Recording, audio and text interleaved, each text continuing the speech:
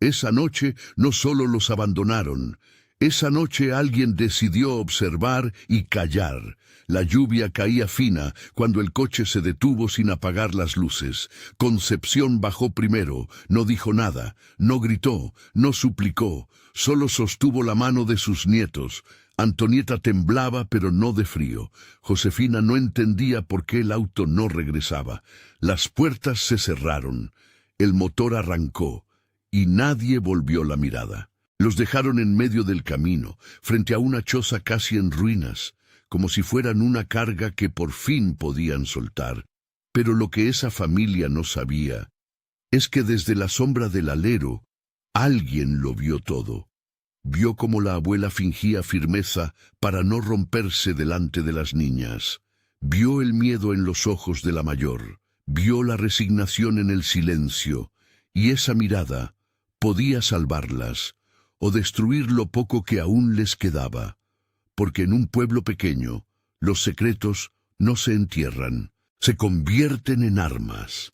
Y esa noche, mientras la lluvia borraba las huellas del coche, también empezaba una historia que cambiaría para siempre la vida de todos. Abandonaron a una abuela y sus nietos en plena noche. Alguien lo vio todo. Esa frase quedó flotando en la orilla del camino como una verdad pesada, una verdad que el viento no se atrevía a quitar. Era una noche de lluvia fina cuando Concepción llegó a la vereda. La choza a la vista como una sombra pequeña contra el monte, y detrás de ella venían dos niños envueltos en mantas raídas, con los ojos grandes de quien ha pasado demasiado tiempo despierto. Una lamparina mortecina parpadeaba dentro. Fuera, la tierra olía a barro mojado y a paja vieja. Desde la sombra de un alero, un hombre caminaba sin prisa. No era vecino del barrio. Traje y botas indicaban que venía de la ruta. Se quedó parado a la distancia necesaria para que no lo vieran, observando lo que nadie en la plaza querría recordar. Fue él quien lo vio todo. La figura encorvada de Concepción, la manera en que ajustó la manta sobre la cabeza de la niña menor, el paso firme de la mayor que pareciera contener una adultez improvisada. No se acercó. A veces mirar basta para que un hecho deje de pertenecer solo a quien lo padece. A veces la mirada incluye a quien la da. Esa noche, la mirada se convirtió en rumor. Concepción conocía cada tabla de su choza, las marcas de los clavos, la losa mancillada por las manos de los que tejieron la chimenea, el hueco donde la teja se descolgó la última tormenta. Había vivido allí toda su vida, salvo por los años en que los hijos la dejaron por la ciudad. Había olvidos que dolían más que los golpes del tiempo, las cartas que nunca llegaron, la voz de quienes se marcharon sin despedirse. Pero su dignidad se sostenía en gestos pequeños. El pan amasado en una bandeja de lata, la sorna con la que llamaba a las gallinas por la tarde, la manera de contar monedas con cuidado, como si cada una llevara dentro una historia. Antonieta, la nieta mayor, tenía 16 inviernos esa noche. Su cintura era todavía de niña, pero sus manos manejaban la vida como quien recoge un cántaro pesado. Tenía una mirada que se volvía adulta demasiado pronto. A veces, cuando nadie la veía, le gustaba correr hasta el borde del monte y quedarse mirando las luces del pueblo como si quisiera memorizar el brillo exacto para no olvidarlo. Josefina, la menor, dormía en brazos de la abuela con la cabeza apoyada en el hombro áspero de la manta. Su respiración era un tambor suave, su cabello olía a humo y a harina. A lo lejos, el pueblo seguía despierto en las cosas que no cambian. La cantina con su lámpara rojiza, el mercader ambulante que cerraba la puerta con un chirrido y el sonido de una carreta que pasaba rumbo a la estación. Quienes caminaban por la plaza poco a poco vieron el grupo en la vereda y miraron con la mezcla de lástima y alivio que sirve a muchas aldeas. Lástima porque reconocían la miseria. Alivio porque no era suyo. Los pueblos ven todo, pero rara vez intervienen. La mirada colectiva se transforma en murmullo y en ocasiones en un juez más implacable que la ley. En la casa vecina, la figura del coronel Faustino Machado se alargaba como una sombra histórica. No hacía falta que él pasara por la vereda para que su influencia se sintiera. Su nombre era cosido en las bocas como una verdad social. El coronel era quien tenía tierras, quien daba trabajo del modo en que el trabajo se daba allí, quien podía quitar el techo con una sola orden no escrita. No había que hablar de él con desparpajo. Los que lo hacían aprendían rápido la desventaja de la imprudencia. Concepción no podía imaginar declarar nada a su favor si, por un presente de monedas, motivara la atención del coronel. En ese miedo, la supervivencia oscurecía la discusión moral. El primer amanecer después de la llegada se abrió con la rutina de siempre. El agua que se tira del pozo con un cubo que chirría, el pan que se amasa con dedos callosos, la lamparina que se enciende para espantar el frío de la cocina. Concepción se movía con una economía de gestos que parecía calculada por años de privaciones. Para encender la lamparina rozaba el fósforo apenas una vez. Para hervir el agua la dejaba lo justo. Antonieta barría con una escoba de paja. Josefina, ya despierta, jugaba con una lata vacía que emitía un sonido metálico que la hacía reír. El mundo entero cabía en esa casa si se le reducía al tamaño de las cosas que podían arreglarse con paciencia. Hermenildo Correia, el mercader ambulante, pasaba por la plaza los martes y los viernes. Traía telas humildes, azúcar en sacos pequeños y a veces monedas extranjeras que había recogido en algún viaje. Era un hombre de boca fácil y ojos que no olvidaban un rostro, y había aprendido a medir la miseria con la lengua. A poco la gente se acostumbra a una comida y ya cree que vivió bien, decía a quien quisiera escucharlo. De él compraban las cosas que no podían producir, una cerilla, un frasco de aceite, una pieza de tela para remendar la manta. Concepción iba a la plaza cuando podía. En el camino, la gente la miraba con una mezcla de indiferencia y curiosidad mal disimulada. La economía de la aldea se sostenía en esas pequeñas transacciones que, lejos de resolver, daban aliento temporal. No era exagerado decir que la vida allí tenía un ritmo de espera, espera de lluvia, espera de cosecha, espera de que algún hijo se acordara. En la mesa mínima de la cocina, Concepción contaba lo poco que tenía y lo repartía con la misma parsimonia con que se cuentan las historias que no conviene recordar. A veces enseñaba a Antonieta a coser, a doblar la ropa con cuidado, a reconocer el ruido que hace una teja a punto de soltarse. Eran lecciones de supervivencia que la nieta atesoraba como si fueran mapas. Pero la normalidad se revirtió con la menor de las señales, una piedra que no debía estar allí. Fue Antonieta quien la descubrió, mientras removía la tierra del patio con una cuchara vieja para sembrar unas semillas que habían quedado de reserva. Era una noche sin luna, y aún así el barniz de la piedra brillaba con un pequeño destello que llamó su atención. La mano la tocó y sintió algo frío bajo la arcilla. Con la paciencia de quien sabe que los tesoros no llegan sin paciencia, quitó la tierra hasta que apareció el borde de una lata oxidada. La lata no era grande. Tenía el tamaño de un vaso y la tapa agarrada por la costumbre del tiempo. Cuando Antonieta la sostuvo, el metal crujió como si despertara de un sueño largo. Concepción, que hasta entonces había ido y venido por la cocina, se acercó con la respiración contenida. El corazón le golpeó el pecho como si en él hubiera una piedra del mismo peso. No se necesita mucho para que la esperanza y el miedo sean gemelos. El brillo del metal prometía harina, su sospecha prometía problemas. Lo que había dentro no era exactamente lo que una cualquiera imaginaría.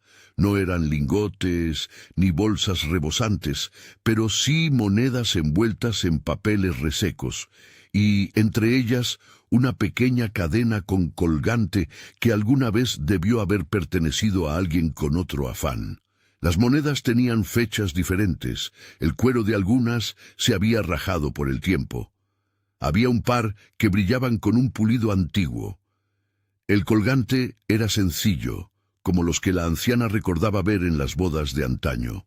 Para Concepción se transformó en posibilidad. Unas monedas vendidas con prudencia podrían comprar tejas, semillas, algún saco de harina para que Antonieta pudiera empezar a ir a la escuela si los tiempos no volvían en su contra. Pero la llegada de ese metal a sus manos encendió de inmediato una serie de preguntas que no admitían respuestas fáciles. ¿De quién era aquello? ¿Por qué estaba enterrado justo allí, debajo del patio donde habían pisado tantas veces?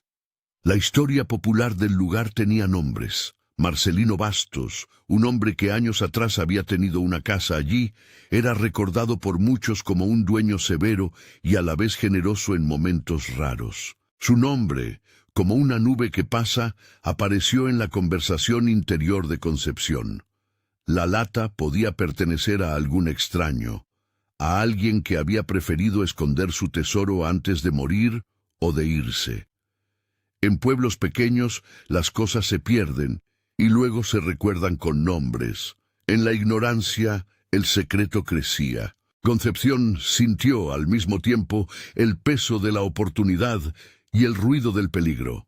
Declararlo podría ser moralmente lo correcto, pero la corrección se estrellaba contra la realidad palpable. El coronel, la plaza que murmura, la posibilidad de que el hallazgo atrajera miradas incómodas. Declarar y someterse a la voluntad de quienes mandan. Esconder y asegurar la comida de las niñas por un tiempo. La pregunta le temblaba en la lengua, como una costura que no se sabe cómo remendar. Cuando guardaron la lata en el hueco bajo la tabla, la decisión no fue repentina. Hicieron pequeños experimentos. Vendieron una moneda a Hermenildo en la plaza, con la excusa de un trueque por unas agujas. Hermenildo, que tenía ojos que no escapaban a una oportunidad, no preguntó de dónde venían las monedas, ni por qué aquel abuelazgo no tenía a otro pariente reclamando. Aceptó, como era su costumbre, con la discreción de quien pesa su propio beneficio. Con ese dinero compraron una teja. Con otra moneda compraron una libra de harina. Cada venta era un paso silencioso hacia una mínima estabilidad, pero también un hilo más enredado en la madeja de la culpa. Los rumores se encendieron como chispa en paja seca. Primero fueron miradas en la plaza. Alguien notó que la choza ya no dejaba entrar el agua por tantos agujeros, que una teja nueva asomaba con timidez en el techo. La gente murmuraba: ¿de dónde ha sacado para eso la vieja Concepción? Y el rumor, inevitablemente, viajó hasta oídos que más valía no tener encima. Eso es lo que hace el pueblo. Convierte en preguntas lo que debería ser simple compasión. Vicente Bastos volvió a aparecer de manera más decidida la tarde en que Antonieta fue por la leche al diminuto almacén. No lo hizo con la indiferencia del primer encuentro. Vino con pasos medidos, como quien ha pensado largo sobre algo que vio en la noche. Tenía en el rostro un gesto que no era sospecha ni compasión despejada. Era más bien la mezcla de curiosidad que siente quien devuelve piezas sueltas a un rompecabezas que ha conocido antes. Su apellido coincidía con el de aquel que muchos recordaban, Marcelino Bastos, y en algún lugar de la memoria del pueblo los nombres se entrelazaron. Vicente se acercó sin anunciar su intención. Al principio conversó con Hermenildo, como quien no quiere que una presencia levante advertencias. Concepción vio al forastero desde la puerta y apretó los labios. No le gustaba que los extraños hurgaran en lo que la costumbre de la aldea prefería mantener cerrado. Vicente, en cambio, mostró modales distintos. No preguntó por la lata ni por el brillo de las monedas. Fue directo a hablar con la nieta mayor sobre las semillas, sobre los tiempos de lluvia, sobre la posibilidad de conseguir una vaca para ordeñar si se trabajaba la tierra con cuidado. Sus palabras, medidas y sencillas, actuaban como un contrapeso a la inquietud que había dejado la aparición de aquel bronce inesperado. La presencia de Vicente puso de manifiesto otra cosa: la soledad de Concepción, su forma de llevar los días sin que nadie reclamara una voz de respuesta. Habló con él con la cautela de quien no quiere abrir puertas de hierro, contó lo suficiente para que no se supiera todo, dejó que el forastero supusiera lo que quisiera. Eso era una prudencia aprendida. Confiar, sí, pero no revelar territorios que podrían transformarse en demandas o en envidias. En uno de esos días, mientras el sol se inclinaba y la sombra de la choza dibujaba un rectángulo alargado en el patio, Antonieta se sentó a la orilla de la cocina con la lata a sus pies. La mano le temblaba. No era por el peso de la lata, sino por lo que contenía y por lo que podría contener. Promesas, peligro, cambio. Miró a su abuela y pensó en la posibilidad de estudiar, de no esperar que la vida dejara migajas. Pensó en Josefina, en su sueño inacabado. La responsabilidad le pegaba a la espalda como una carga prematura, que es justo cuando todo está en juego. La conversación con Vicente fue un desafío amortiguado por la prudencia. Él no fue juez, pero tampoco fue un amigo sin preguntas.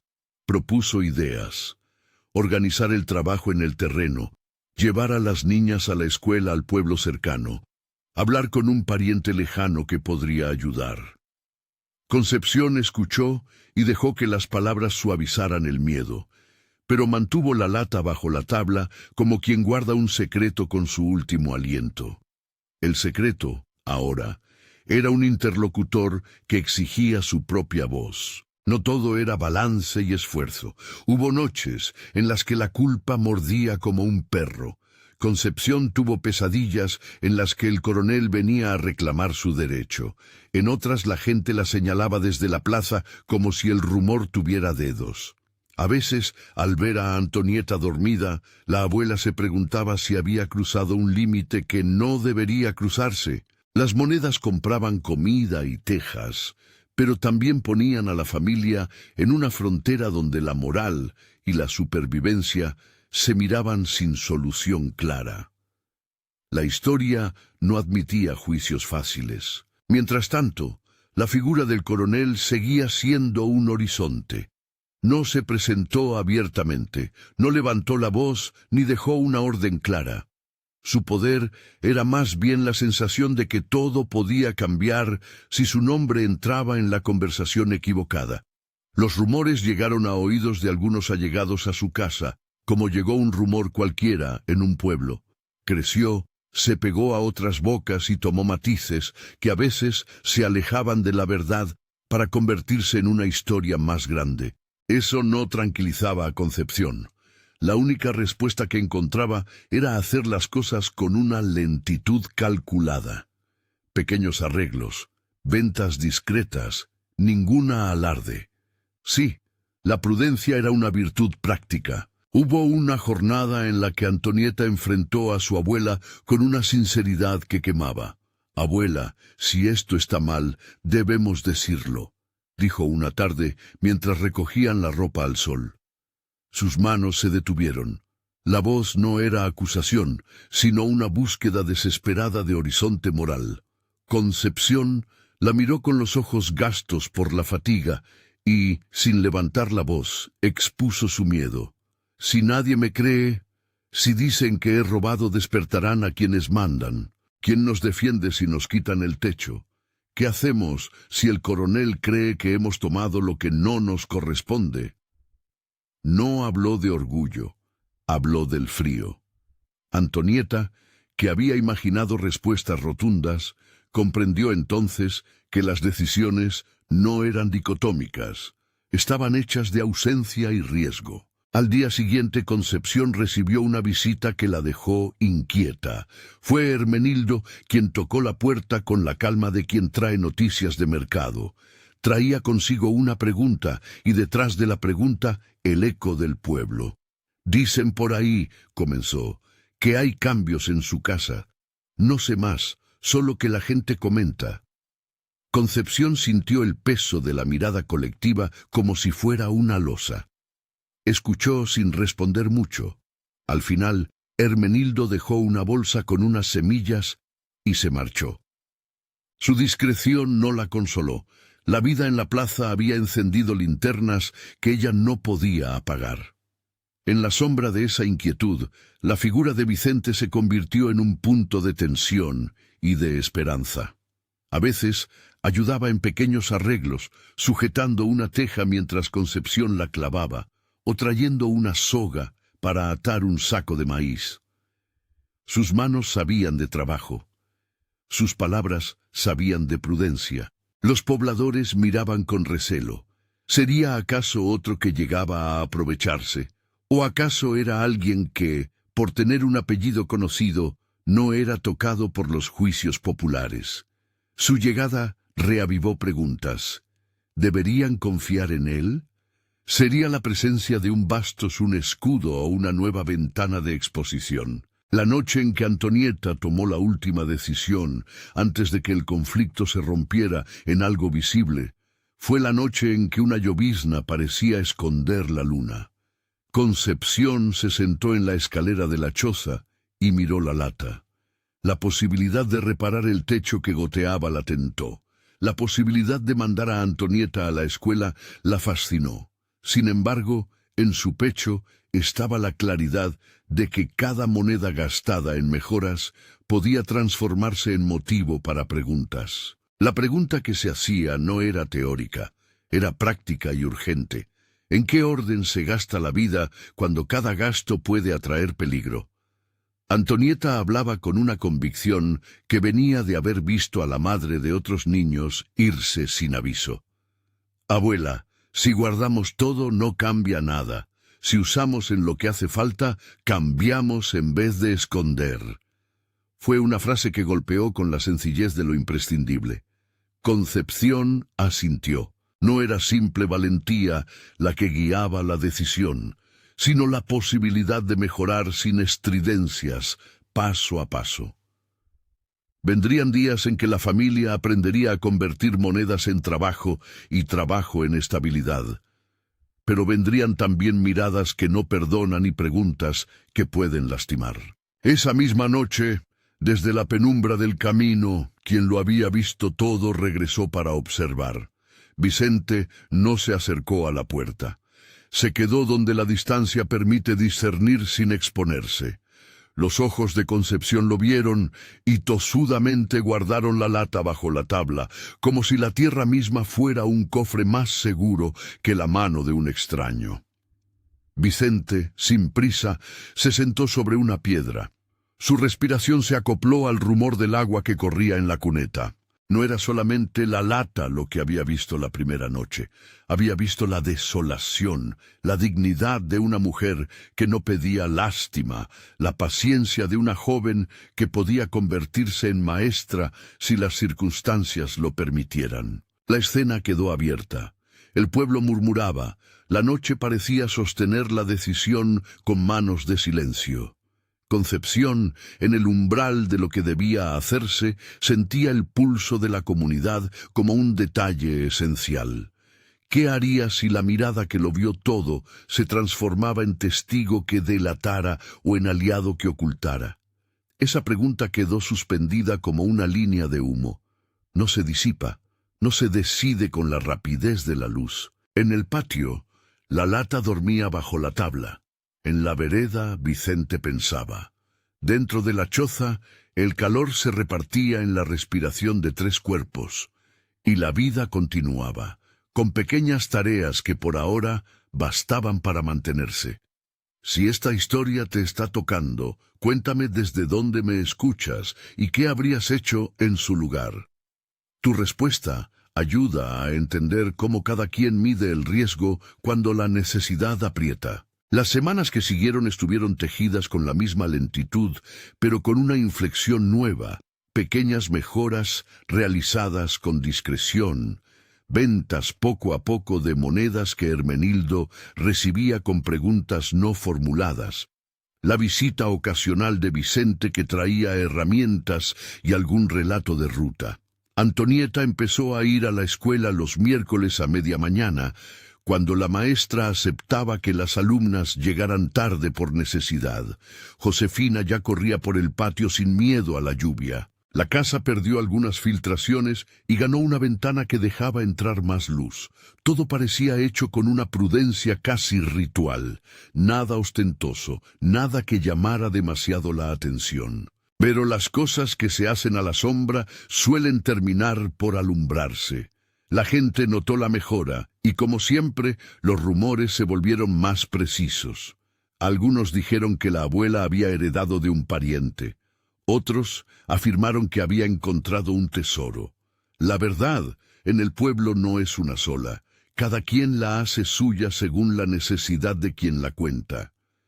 Esa multiplicidad de versiones inquietaba más que la realidad misma. Concepción aprendió a mirar la plaza como si fuera un espejo que devuelve imágenes fragmentadas, ninguna del todo verdadera, ninguna del todo falsa.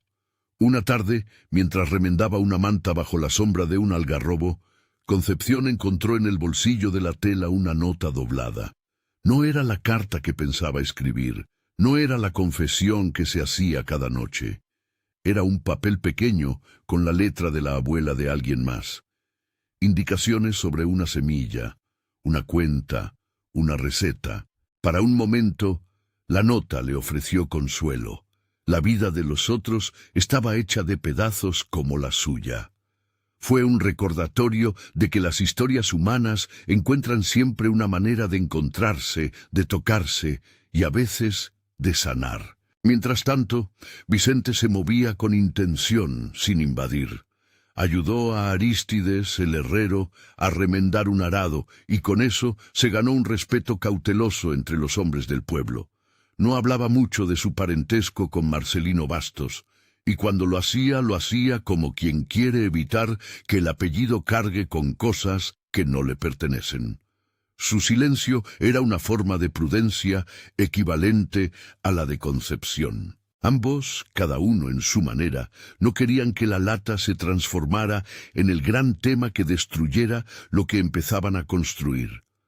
La cuestión, no obstante, no era dejarlo en manos de la prudencia sola. A veces, la conciencia toca el pecho y pide un gesto claro. Concepción sabía que tarde o temprano tendría que tomar una decisión que no solo preservara el hogar inmediato, sino que también dejara una huella de claridad para las niñas. No quería que Antonieta creciera con la idea de que lo correcto era esconder para sobrevivir, pero tampoco quería que sus nietas pasaran hambre por la imprudencia de mostrar una verdad que podría ser devorada por quienes valen más por su nombre que por su humanidad. En los días de lluvia y de sol, la lata seguía allí como un corazón que late bajo la tabla. Cada vez que Concepción la recordaba, sentía una presión diferente. A veces era alivio, otras culpa.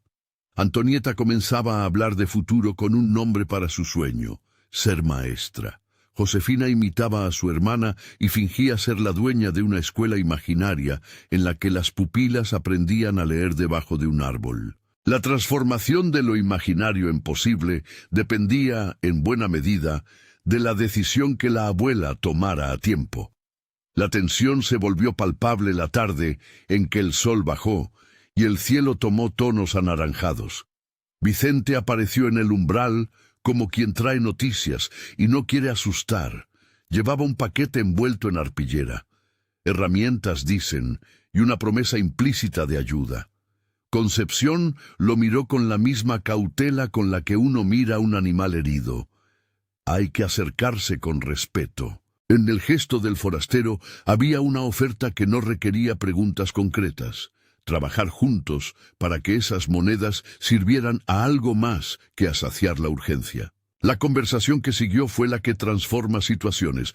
No fue una confesión plena ni una alianza declarada. Fue una coalición de necesidad. Hablaron de comprar una vaca, una sola para empezar, dijo Vicente, de plantar en una parte del terreno que nadie reclamaba, de emplear a un jornalero por temporadas para asegurar la cosecha. Los números que él proponía Eran realistas y medibles. La voz de Concepción se aferró a ellos como a una tabla en medio del mar. Antonieta escuchó y sintió que quizás la vida también podía ser planificada, sin grandes promesas, con pasos contados. Aún así, la decisión no estaba tomada. El secreto pesaba como una cosa que no puede soltarse de la noche a la mañana. Había temor, sí, y también una pulsión por dejar algo claro a las niñas. Una lección más que dinero. Concepción pensó en escribir, en dejar constancia de sus motivos y de sus intenciones. Una vida ordenada por palabras que no podían ser borradas por rumores. La idea de la carta la rondó como un ave a la que no terminaba de darle permiso de posarse. Si llegaba el día en que las cosas se volvieran complicadas, quería que la verdad quedara escrita, que explicara por qué una abuela había decidido ocultar para proteger, que dejara un legado más allá del disgusto o del elogio de la gente. Esa tarde terminó con el sonido de una puerta que se cerró suavemente. Afuera, la vereda olía a tierra mojada y a teja recién colocada. Vicente se quedó mirando la correcta estructura de la casa y dejó, sin mucho ruido, una herramienta que serviría para afianzar un postigo. Fue un acto pequeño, casi ceremonial. Concepción lo aceptó sin palabras. El diálogo entre ellos había cambiado algo. No había sido una confesión, sino una negociación entre necesidad y prudencia. La noche vino con las mismas estrellas calladas y con la certeza de que las decisiones se hacen en la doblez de los días. La lata, guardada y olvidada por momentos, volvió a ocupar el pensamiento de Concepción como una pregunta que no se pronuncia en voz alta. ¿Sería la carta la manera de limpiar la conciencia? ¿Sería, por el contrario, una invitación a nuevas preguntas que nadie podría responder sin exponerlos? La tensión creció cuando, por la vereda, alguien que lo había visto todo volvió a detener su paso y sin anunciarse se quedó allí, en la distancia observando. Fue en ese instante, con el viento moviendo las cortinas y Josefina ya dormida y soñando con escuelas, que la historia pareció detenerse un segundo para tomar aliento. En la oscuridad, las decisiones aguardaban. En el silencio, la comunidad tejía su mirada. En la casa, Concepción apretó la lata con la mano un momento, la devolvió al hueco, y antes de cerrar la tabla, miró hacia la vereda donde la silueta de Vicente apenas se distinguía. Su rostro tenía la misma neutralidad de quien no quiere que la mirada del otro le ordene actuar. Fue un encuentro de fuerzas pequeñas. La necesidad de una mujer, el paso de un forastero, los ojos del pueblo. Y la pregunta, que aún no tenía respuesta definitiva, siguió ahí, latiendo. El camino por delante no estaba claro. Había trazos posibles, vender lo suficiente como para reparar la casa y escapar, confiar en Vicente y construir un pequeño negocio, o revelar todo y enfrentar las consecuencias con la esperanza de que la justicia del pueblo fuera templada. Cada opción traía su precio. Concepción lo sabía, y por eso optó por la prudencia que la había acompañado hasta ese momento. Pero en la penumbra, mientras las tablas crujían, sintió también la urgencia de escribir una palabra que no se borre con el tiempo. La noche cerró sus párpados sobre la choza, y la mirada que lo había visto todo permaneció en la vereda como el guardián de una verdad que aún no se había puesto en voz alta.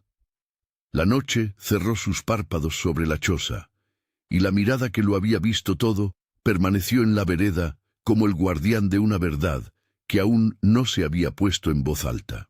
Los días que vinieron parecieron enrollarse como una madeja larga y obstinada. Había trabajo por delante que exigía tiempo y manos y la lentitud que convierte el esfuerzo en costumbre. Concepción se levantaba antes del alba, alumbrada por una lamparina que ya no se gastaba del todo en provocaciones. Sus dedos, curtidos por años de faena, aprendieron a valorar la diferencia entre reparar y reponer. Con la primera moneda que vendieron, compraron una teja, y la teja trajo consigo otra teja. La lluvia dejó de filtrar en un punto, y la noche no les clavó agua en las sábanas. Con cada arreglo, la casa obedecía menos a la fragilidad y más a la paciencia. Vicente se convirtió en una presencia constante, pero jamás invasiva. Venía con cosas pequeñas, una cuerda, una lija, experiencia de viaje, y con un modo de hablar que no pedía nada a cambio. A veces ayudaba a acarrear agua, otras quedaba sentado en el umbral mientras Concepción removía la olla, y no era raro que ambos compartieran un silencio que no necesitaba traducción. Su apellido, Bastos, estaba en la memoria del pueblo como reliquia de otra época. Él lo llevaba sin pretensiones, no reclamó derechos, no habló de herencias, ofreció trabajo. Eso para Concepción valía tanto como la moneda. Poco a poco armó el plan que había esbozado con Vicente. Compraron una vaca mediana con las ventas discretas, consiguieron un arado prestado y lo emplearon en una parcela que no reclamaba ningún título ni sospecha, un borde del terreno donde la tierra, pobre pero honesta, daba lo suficiente para comenzar. No fue una inversión dramática. Una vaca para ordeñar en temporadas productivas, unas pocas bolsas de semilla, una herramienta robusta que no se vende al primer precio. Todo se hizo en cuotas pequeñas, como quien no quiere que la vida de un día se convierta en noticia de otro. El día que llegó la vaca fue más ceremonial que memorable. Llegó con olor a campo y a corral, con ojos mansos que se hicieron amigos de Josefina en un gesto inmediato. La niña la tocó con seguridad, como si ya supiera que aquel animal sería guardián y proveedor. Para Concepción fue un respiro que no exigía palabras. Para Antonieta, la posibilidad de ver enseñar a las niñas del pueblo cómo cuidar un ternero. Vendieron leche en la plaza algunos días, en vasos lavados y sin carteles. No hubo anuncios, solo manos entregando un poco de producto a quien pasara necesitado. La vida se sostuvo más de la constancia que del secreto. Los trabajos del campo cambiaron también la percepción de la comunidad. Don Arístides, el herrero, viendo que Vicente y Concepción no se envanecían, les dejó un arado a préstamo por 2 semanas y les enseñó a reparar una rotura en el arado viejo. Hermenildo continuó siendo el puente entre la choza y la plaza, pero ahora no solo traía mercadería, traía noticias de cosechas y sugerencias de mercado. Las noticias que antes eran cuchicheos empezaron a contener cifras: cuánto vendían, qué podían producir, quién les compraba el pan. La sospecha, que había sido el ritmo primero de la aldea, empezó a perder terreno frente a la evidencia del esfuerzo. Aún así, la noche guardaba su secreto, y con él el peso de la culpa que regresaba en momentos diminutos. Concepción no dormía siempre tranquila. Había instantes en que se preguntaba si la clandestinidad del hallazgo no era, en el fondo, una manera de perder la tranquilidad de la conciencia. No era que creyera que el dinero perteneciera a la familia, era que en su corazón convivían la necesidad y la ética, y ambas le pedían sacrificio. Escribió la carta en piezas, como quien hilvana una colcha, de a ratos, con faltas, con saltos, con la torpeza de la letra temblada. La idea de dejar constancia era una manera de no exponerse a la mentira. Si algún día los recriminaran, quedaría la palabra escrita y la intención en ella. La carta ocupó noches enteras. Concepción la empezó con una voz que era para el futuro. Si alguna vez esta casa cambia por dinero que no vino de las manos trabajadoras, sepan que no fue por vanidad. Escribió sobre la fragilidad de la vejez, sobre la necesidad de proteger a 2 niñas que eran su sangre y su vientre. Explicó con una honestidad que dolía que había encontrado la lata enterrada en su propio patio y que había decidido usarla con prudencia para que sus nietas pudieran tener algo más que migajas. Pidió que el legado no se usara para ostentar, sino para sembrar educación, para comprar vacas que dieran leche, para ayudar a otros en un tiempo de sequía. No prometió enmendar lo que no podía calcular. Dejó, eso sí, una instrucción, que si, con el tiempo, la familia hallara a alguien que por derecho reclamase algo, se buscase el diálogo antes que la confrontación, y que la prioridad fuera siempre el sustento. Antonieta leyó la carta en voz baja antes de que la firmara. Sus manos temblaron cuando leyó que su abuela pedía perdón si alguien se sintiera agraviado y que, más allá de eso, quería que las niñas aprendieran a trabajar y a dar. Josefina, que todavía jugaba con la lata vacía en la cabeza de una muñeca hecha de trapo, no entendió la gravedad de las palabras, pero sintió la solemnidad en la voz de su madre y se acercó para apoyar la mano en la espalda de la abuela, como quien asegura una promesa. La carta, al ser escrita, dejó de ser un secreto intangible y pasó a ser un objeto, un documento con vida propia. Hubo un momento decisivo que Concepción no esperó: la propuesta de leerla en voz alta. No buscó audiencia amplia. Quería un pequeño círculo para que las palabras tuvieran testigos y para que su confesión se asentara en el corazón de quien la escuchara. Invitó a Antonieta, a Josefina y a Vicente. Por petición de la abuela, también a Hermenildo y a Arístides. Fue una reunión íntima, sin estridencias. La luz de la lamparina osciló y hubo silencio, ese silencio que te obliga a poner atención. Al pronunciar las frases, la voz de Concepción se sacó del cuerpo la fatiga de años. Contó cómo había encontrado la lata, por qué la había guardado, cómo cada venta era un remedio para el presente.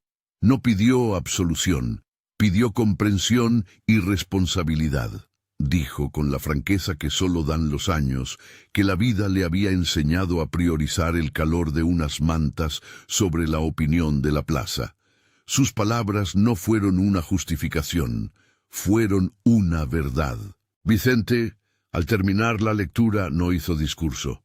Tomó la mano de la abuela y dijo que él también había visto la noche en la vereda y que, si la intención era proteger, su propuesta era que la familia hiciera las cosas con manos abiertas. Invertir en trabajo, crear fuentes que no dependieran de secretos, hacer todo lo posible para que el día de mañana la comunidad no tuviera motivos de duda. Las reacciones fueron diversas. Arístides, con las manos aún callosas por el hierro, tuvo la mirada larga y conjurada. No dijo gran cosa, pero le entregó al menos su herramienta sin reclamar nada. Hermenildo, que había conocido muchas vidas, hizo lo que su oficio dictaba. No juzgó en público, pero siguió siendo el puente entre mercado y casa. Entretanto, hubo quienes, al enterarse del gesto, porque en los pueblos las noticias se mueven como ríos escondidos, sintieron rabia. «Robó y lo encubrió», dijo un vecino más joven en la puerta de la cantina. Otros callaron, y unos pocos, al ver las mejoras y la continuidad del trabajo, empezaron a medir la distancia entre acusación y verdad. La lectura de la carta no borró la posibilidad de juicio, pero abrió un camino para que la familia hablara con palabras claras sobre sus intenciones. La decisión de Concepción no fue un acto de heroísmo sin consecuencias. Llegaron preguntas difíciles. ¿Qué harían si alguien reclamara la lata por herencia? ¿Y si el apellido Bastos decidiera legítimamente que aquella tierra le pertenecía? El pueblo, con su memoria larga, tenía el rumor de Marcelino Bastos. Algunos recordaban que había dejado bienes, otros que se había marchado sin arreglos. Vicente, sensible al peso de los apellidos y a la fragilidad de las pertenencias, fue prudente. Habló con discreción, con familiares lejanos, comprobó nombres, no con afán de apropiación, sino de asegurar que nadie apareciera con demandas que pudieran poner en riesgo la casa. No encontró reclamos formales. El silencio de quien podía haber reclamado fue, por ahora, un alivio. Los meses siguientes transcurrieron con la manera de quien paga una deuda, no solo en dinero, sino en trabajo. La familia abrió un pequeño puesto de leche y productos del campo los días de mercado. Antonieta vendía pan casero cuando podía. Josefina ofrecía huevos de la gallina que cuidaba. No lo hicieron con la intención de ocultar la verdad, sino con deseo de labrar su sustento con claridad. Las ventas fueron pequeñas al principio. Con el tiempo, sin embargo, tuvieron un contorno más estable. La plaza, que antes había mirado con ojo crítico, empezó a ver la persistencia de ese esfuerzo, y algunos gestos de respeto comenzaron a aparecer. Atenciones en la voz, una ayuda no solicitada de vez en cuando. Antonieta, que había empezado a ir a la escuela con intermitencias, se volcó de lleno al aprendizaje. La maestra del pueblo, una mujer paciente y de ojos cansados, notó la disciplina de la joven y le ofreció refugio en un proyecto de alfabetización vespertina para quienes trabajaban de día. Antonieta aceptó y empezó a soñar de forma concreta. Quería ser maestra para volver al pueblo con más que palabras. En sus ratos libres repasaba las lecciones a la luz de la lamparina y escribía en hojas gastadas. Lorenzo Tavares entró a la historia en ese momento. Maestro en la escuela del pueblo vecino, hombre de voz baja y mirada honesta, que venía a dar clases ocasionales y a intercambiar textos con la maestra local. Sus encuentros con Antonieta sucedieron primero en aulas, luego en veredas, después en conversaciones que buscaban poco a poco una afinidad. Lorenzo enseñaba gramática y paciencia. Antonieta enseñaba la urgencia de transformar la pobreza en conocimiento. Entre ambos surgió un respeto que no fue inmediato ni pasional. Fue lento, crecido a partir de la admiración mutua por la voluntad.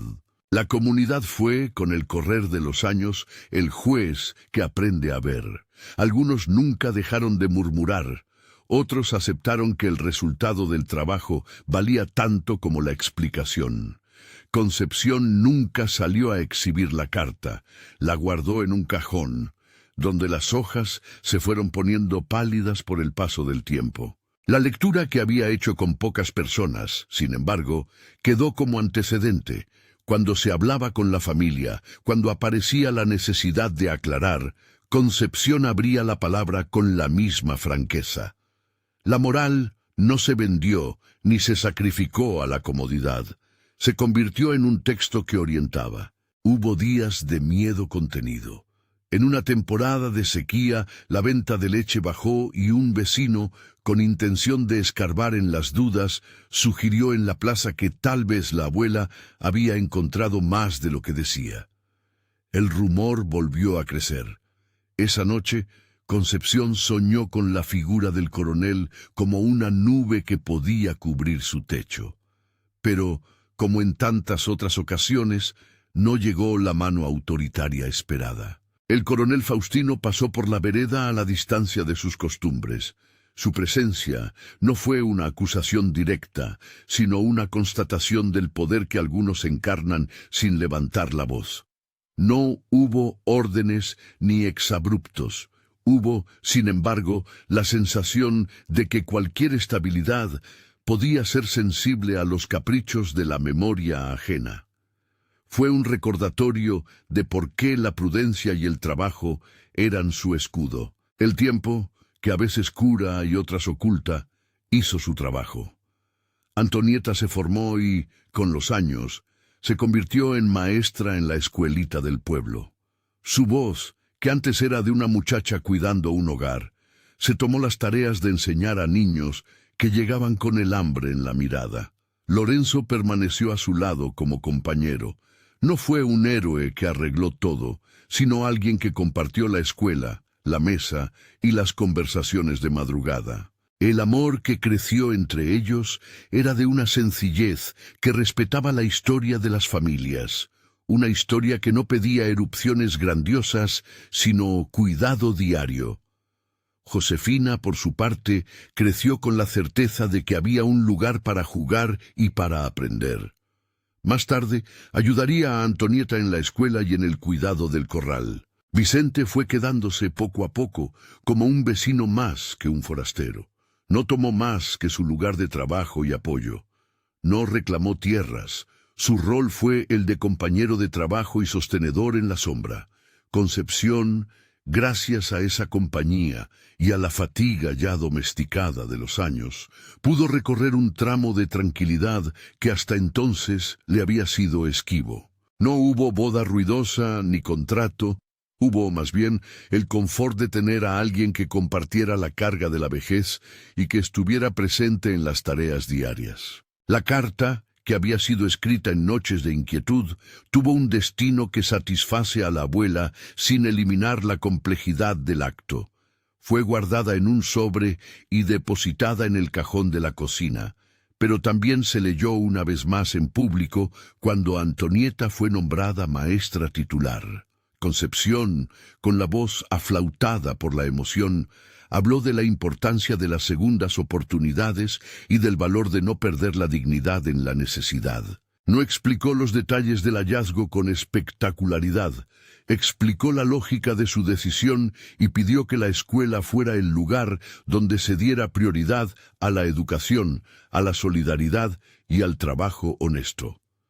Fue un gesto que, aunque no borró el pasado, explicó el propósito de sus actos ante una asamblea de vecinos y de estudiantes. La reputación que les costó tanto moldear quedó hecha de esos pequeños actos visibles: la continuidad de la venta en la plaza, la matrícula de niñas y niños que antes no asistían, la participación en las jornadas de trabajo comunal, la disposición de prestar herramientas a quien lo necesitara. Hubo quienes nunca comprendieron del todo.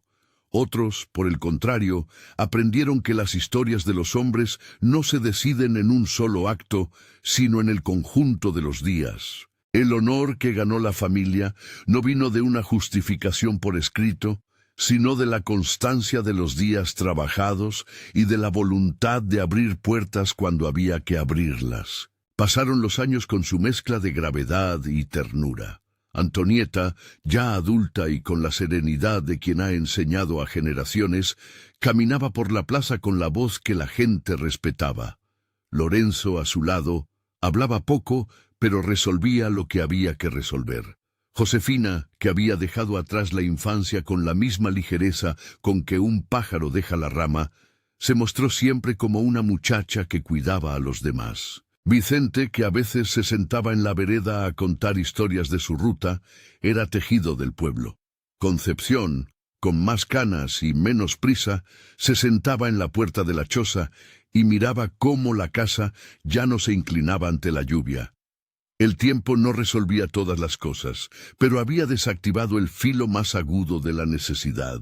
En un momento de claridad hogareña, Concepción sacó la carta del cajón y la colocó sobre una mesa desgastada. La rehizo a pluma, la repasó con la paciencia de quien repasa una lección y la dejó a la vista de las niñas. No para que fuera leída a cualquiera, sino para que sirviera de brújula. En la carta renovada escribió instrucciones prácticas: guardar una porción para la educación, otra para comprar semillas, destinar una pequeña parte a ayudar a vecinos en tiempos de escasez. En su letra, que ya temblaba menos por la decisión tomada, consignó algo que quería que las generaciones supieran: el tesoro nos salva, es lo que hagamos con él lo que crea futuro. Fue una frase simple puesta en tinta que condensaba la lección más dura que le habían dado los años. La comunidad, por su parte, empezó a medir de forma distinta la palabra herencia. Aprendieron a evaluar no solo de dónde venían los bienes, sino cómo se usaban. La sospecha siguió existiendo en algunos círculos, pero la mayoría reconoció el esfuerzo de una familia que no se escudó en los descubrimientos para desentenderse del trabajo. Hubo quienes, con humildad, pidieron disculpas por los rumores. Otros simplemente dejaron de hablar. El respeto, cuando llega, es silencioso y persistente. El final no fue una especie de gloria redentora. No hubo la restitución de una riqueza, ni la expulsión de quienes dudaron. Lo que se vio fue más cotidiano. Una casa reparada, escuela concurrida, niñas con el estómago menos urgente, vecinos que pedían semillas en tiempos de sequía. El impacto fue práctico y humano, menos noches de insomnio, más manos para la siembra, más personas que sabían leer un papel con la voz de la abuela en tinta. El secreto, convertido en obra, dejó de ser un lastre y se volvió una herramienta para el bien común. Cuando Concepción envejeció hasta admitirlo, miró el camino recorrido con la calma de quien ya no necesita justificar. No fue una justificación social la que la liberó, sino la continuidad de las buenas obras. Vicente la acompañó en los últimos años con la misma discreción con que había llegado, sin pretensiones, con compañía. Antonieta y Lorenzo formaron una casa donde la educación y el trabajo eran los pilares. Josefina ayudaba a sostener ambos y, en los días de cosecha, era la primera en levantar la red para proteger las verduras. El legado de la lata enterrada se había transformado en semillas y en palabras, en la carta, en las vacas, en la escuela que ahora tenía más niños. La plaza ya no murmuraba como antes, o lo hacía de otro modo, no para acusar, sino para preguntar por técnicas de cultivo y horarios de leche.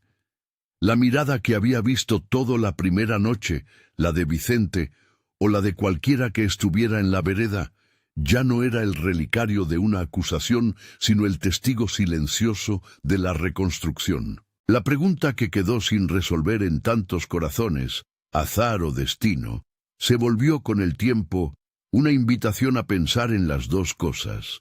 Hubo azar en la piedra que brilló bajo la tierra.